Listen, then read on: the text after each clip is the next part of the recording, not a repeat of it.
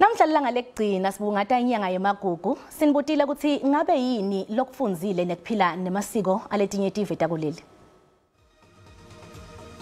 Anifuna ukuxoka akho nto ibhethi yale nto ingathi ndiyifundile qha into endiyibonayo kuye kudodobala kwenkcubeko namasiko. Akusekho umuntu ukhathalele yonke lento bambalwa abantu abasanendaba naloo nto.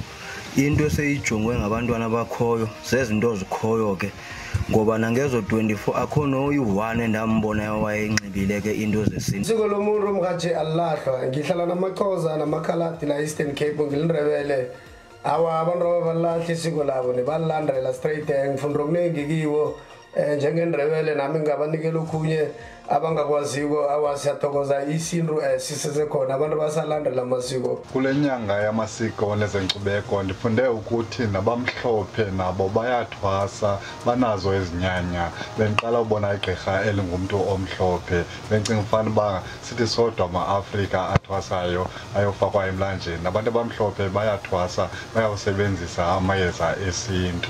Mina ngifunde ukuthi nanoma ungagcoka njani noma ivunulo lakho lingaba njani okusalako sibabantu siyalingana kwamele sihloniphe namanye amasiko wabanye abantu singawacaleli phansi. Lena imibono yababukeli iSABC ngeke ipheswe ukuphendulela ngayo.